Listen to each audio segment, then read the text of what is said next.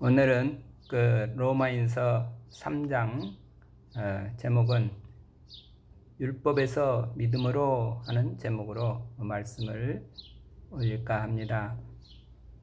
믿음, 율법 여러 차례 우리가 말씀을 했지만 그 사도 바울께서 이 로마인서를 쓰시면서 가장 큰 주제가 율법에서 믿음으로 이렇게 우리는 율법이 아닌 믿음으로 올라가야 된다.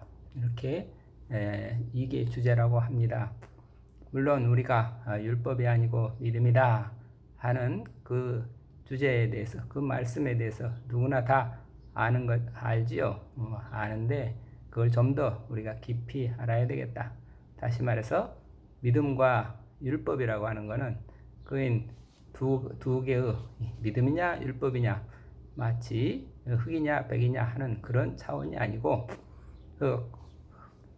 믿음, 율법, 믿음에서 율법으로 율법에서 믿음으로 거꾸로 믿음으로 올라간다는 얘기는 율법이 한 차원 더 올라가는 세계가 믿음이다 이런 얘기라 하겠습니다. 다시 말해서 우리가 율법적으로 살기가 쉬운데 그러나 믿음으로 산다고 하는 것은 정말 그 높은 세계라고 하는 것을 좀 더 다시 한번 우리가 함께 나누고자 합니다. 우리가 믿음으로 산다 할 때 이거는 어떤 단계를 거치나 그러면 우리가 되게 믿음으로 산다 하지만 대부분은 다 이 율법 아래 살고 있는 경우가 많다고 봅니다. 참으로 우리가 믿음으로 산다고 할 때 그 믿음 세계를 그 믿음의 세계라는 게 얼마나 높은지 그것을 한번 느껴보자는 거죠. 물론 믿음은 지금까지 로마인서를 하면서 주로 믿음에 대해서 얘기를 했지만 그 믿음으로 들어간다고 하는 것은 우리가 정말 깊은 은혜의 세계라고 하는 것 그것을 그냥 우리가 피상적으로 알기는 쉽지만 그러나 그걸 깊이 우리가 깊은 믿음의 세계를 우리가 체득한다는 것은 쉬운 일이 아니다 하는 것을 전제로 한번 말씀을 나누고자 합니다. 우선 이 율법이라고 하는 거 이거를 지금 로마인서 크게 지금 2장 3장에서 지금 로마인서 2장 3장에서 하시는 그 사도 바울의 그 논리를 우리식으로 즉 동양식으로 따져서 본다면 자, 처음에는 우리는 누구나 다 믿음으로 살아야 됩니다. 믿음에서 살고 있습니다. 우리는 누구나 다 율법적으로 살고 있습니다. 율법을 지키면서 살아야 됩니다. 율법을 잘 지키면서 살아야 되지요. 이런 율법의 세계 속에서 우리는 살고 있습니다. 그런데 정말 하나님 앞에서 의로운 사람은 율법을 잘 지키는 사람이라야 합니다.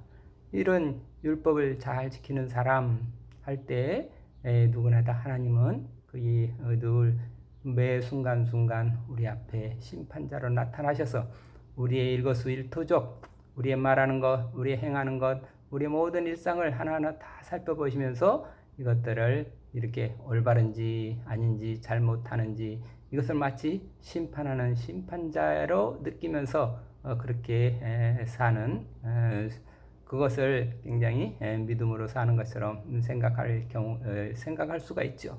그러나 그건 율법적인 삶이죠. 그런 율법적인 삶인데 그런데 그게 정말로 자신의 행위 하나하나 삶 하나하나를 다 들여다볼 때 정말 나는 정말 그 율법대로 의롭게 산다 이렇게 할 사람이 없지요. 그래서 이게 지금 사도 바울께서는 자, 이 율법대로 하나님 앞에서 정말 의롭게 되려면 율법대로 살아야 됩니다 하는 얘기를 2장에서 하셨죠. 하나님 앞에서 의롭다 하려면 그 율법이 요구하는 대로 그대로 행해야지. 그 율법만 알고 있다, 율법만 가지고 있다고 해서 의롭게 되는 게 아니라 율법을 올바로 지킴으로 인해서 하나님 앞에서 의롭게 됩니다. 그런 내용이 2장 로마에서 2장 13절에서 율법을 행하는 사람이 의롭게 된다 이런 얘기를 했죠. 그러니까 율법을 이렇게 지켜야 된다, 율법을 지켜야 된다. 그거 이제 보통 사람들의 일반적인 생각이었다 이거죠. 그런데 정말로 율법을 지키는 사람이 있느냐? 자기도 지키지 못하면서 남부로 늘 자기는 지키지 못하면서 남들에게 율법을 지키라고 요구하는 그러한 거의 이중적인 위선적인 사람들, 그런 사람들이 결국은 대표적으로 바리새인들이라 하겠죠. 바리새인들은 정말 경건하게 어떻게든지 하나님 앞에서 의롭게 살고자 애를 쓰는 사람들이죠. 그런데 그들의 잘못은 그 율법을 다 지킬 수 없다고 하는 거. 그러면서도 자기는 지킬 수 없으면서 남들에게 다 지키기를 요구한다는 그런 이중적인 자세 또는 그런 위선적인 태도, 그게 잘못인 거죠. 근데 우리 삶 속에서도 나도 모르게 그런 위선적인 이중적인 또는 그 율법적인 태도를 가지고 사는 신앙인이 많다는 거죠. 저부터서도 수시로 남을 보면서 판단하고, 남을 보면서 저러면 안 돼, 나도 못 지키면서 남한테는 지키라고 요구하는 그런 것들이 많죠. 이래야 돼, 사람은 저래야 돼, 그런 요구사항들이 이게 오라 저게 오라, 이래야 돼 저래야 돼, 왜 저렇게 하는 거야, 이런 어떤 판단과 정죄하는 세계, 그게 바로 우리가 율법이라고, 율법적으로 사는 거죠. 그런데 그래서 정말 율법 아래에서는 어느 누구도 의로울 수가 없습니다. 그게 이제 그 다음에 사도 바울께서 전개하는 논리죠. 그 다음에 3장에서부터 그러나 율법으로 의롭게 될 사람이 아무도 없습니다.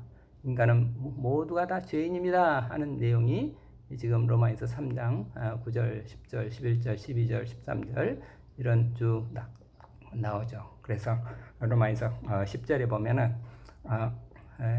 성서에 이런 말씀이 있습니다. 올바른 사람은 없다. 단 한 사람도 없다. 그래서 깨닫는 사람도, 하나님을 찾는 사람도 없다. 모두가 비뚤어져 쓸모가 없게 됐다. 이런 이제 성경 말씀을 인용을 하면서 인간은 모두가 다 죄인이다, 이런 이제 얘기를 하죠. 그러니까 이때는 그러면 율법은 무엇인가? 우리 죄를 깨닫게 알려줄 뿐이다. 율법이라고 하는 것은 우리가 지킬 수 있는, 율법을 올바로 지킬 수 있는 사람은 아무도 없다. 그럼 다만 율법은 우리로 하여금 죄를 깨닫게 알게, 율법으로는 죄를 인식하게 할 뿐이다. 이렇게 3장 20절에 그런 얘기가 나오죠. 그래서 3장 20절에 나와서 3장 20절에는 그러므로 율법을 지키려는 것으로는 아무도 하나님과 올바른 관계를 가질 수 없습니다. 율법은 단지 무엇이 죄가 되는가를 알려줄 뿐입니다. 그러면 어떻게 해야 돼요? 그래서 나타난 게, 이제는 하나님께서 인간을 당신과 올바른 관계에 놓아주시는 새로운 길이 드러났습니다. 그것은 율법과는 아무 관계가 없습니다. 율법서와 예언서가 바로 이 사실을 증명해 줍니다.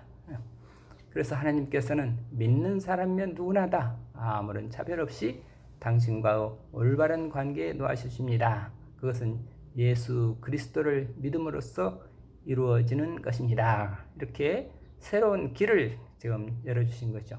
믿음이라야 하나님과 올바른 관계로 올라갈 수 있다. 이렇게 됐죠. 그러니까 처음에는 누구나 다 율법을 지켜야 됩니다. 그러나 율법을 지킬 수 있는 사람은 아무도 없습니다. 그럼 어떻게 해요? 율법을 지키지 않으므로 율법을 넘어설 수 있는 새로운 길이 나타났습니다. 그게 믿음이다요. 믿음은 믿음의 세계로 올라가서 믿음으로 올라가게 되면 그 다음에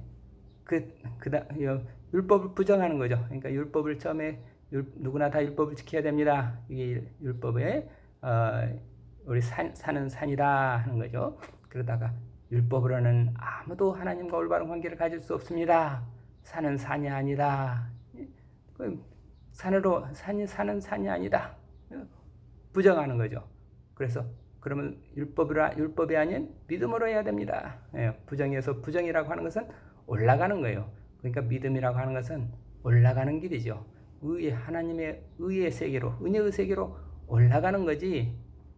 그래서 하나님의 은혜의 세계로 올라가게 되면 그 다음에는 산은 역시 산이요 물은 역시 물이로다 하는 그 3단계.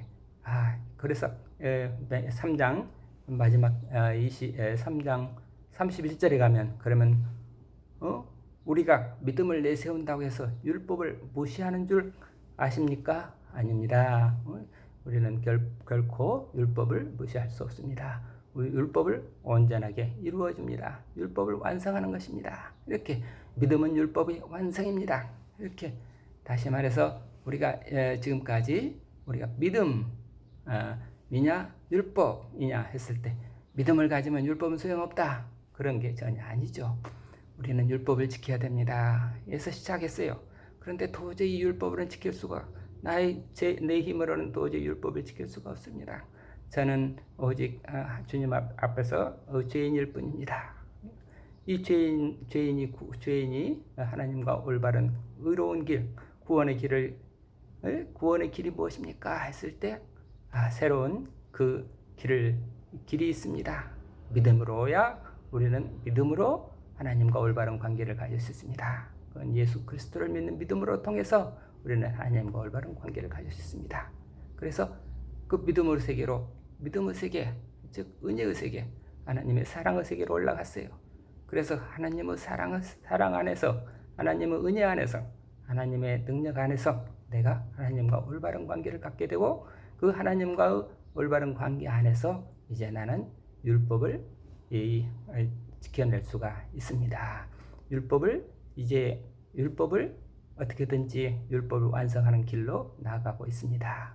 이게 3단계라는 거죠. 그러니까 율법을 처음에는 율법에서 시작해가지고 그 다음에 율법을 부정해서 은혜의 세계, 믿음의 세계로 올라갔다가 그 다음에 믿음의 세계, 은혜의 세계 안에서 우리는 다 이 율법을 완성하는, 율법이 완성되는 그런 세계를 소망할 수 있구나 하는 그런 3단계로 올라가는 거. 그러니까 믿음이냐 율법이냐 이건 양분, 이분법적인 그런 사고가 아니죠.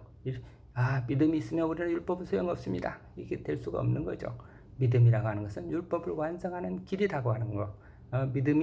우리가 믿음을 가질 때 우리는 보다 더 한 차원 더 높은 율법의 세계보다도 더 높은 그런 사랑의 세계. 사랑의 세계는 모든 율법을 완성합니다 하는, 그러니까 우리가 더 쉽게 말하면 이 율법이라고 하는 것은 도덕의 세계고 의로움의 세계인데 사랑의 세계라고 하는 것은 은혜의 세계고 종교의 세계라는 거죠.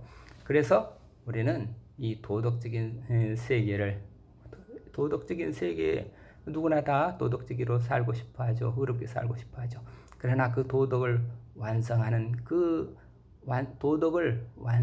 길은 뭔가 그러면 믿음으로 올라갔을 때, 믿음 안에서 하나님께서 주신 하나님의 은혜의 세계를 경험했을 때, 하나님의 사랑을 경험했을 때, 그 하나님의 사랑 안에서 우리는 모든 율법이 완성이 되는 거고, 그 율법의 완성, 이미 완성된 그 율법이 완성된 그 사랑의 세계를 살자고 하는 거, 그거 결국은 믿음의 세계고, 그러니까 믿음의 세계에 사는 사람에게 있어서는 이게 율법이 저절로 이루어진다 이렇게 보는 거죠. 그러니까 그 율법이라고 하는 것은 정말 하나님의 말씀, 하나님의 뜻에 순종하는 것이죠.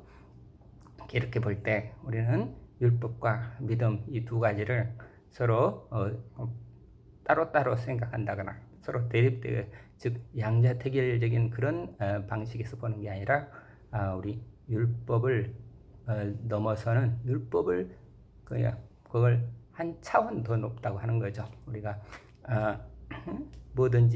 무엇이든지 배우면은 낮은 세계에 있어서는 그걸 가지고 열심히 애를 쓰지만, 그러나 그보다도 한 단계 높은 세계로 올라가게 되면 그 모든 것들을 다 아우를 수 있으면서 다시 말해서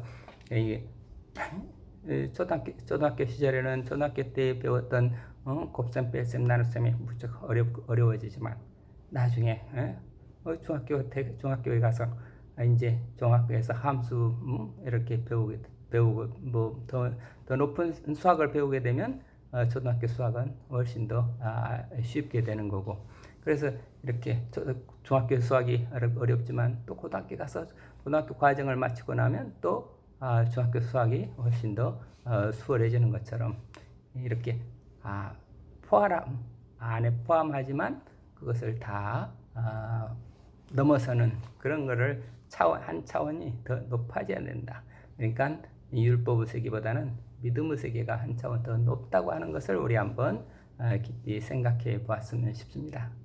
이런 전체적인 틀을 가지고 한번 로마에서 3장을 한번 다시 한번 보면은 지금 로마에서 3장 맨 앞에는 유대인이 나은 점이 뭐냐? 제일 첫 질문이 그러면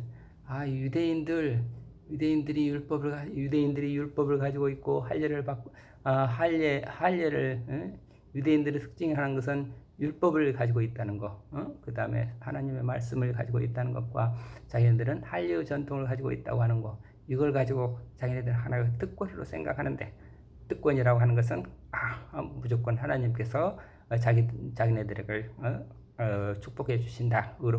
자기네들을 의롭게 받아주실 것이다. 그런데 사도 바울께서는 아니다. 너희들은 유대인이라고 해서 단지 혈통이라고 유대인의 할례의 풍습이나 유대인의 혈통을 가지고 정말 하나님의 자녀가 될 수 있는 게 아니다. 하나님의 자녀가 될 수 있는 하나님의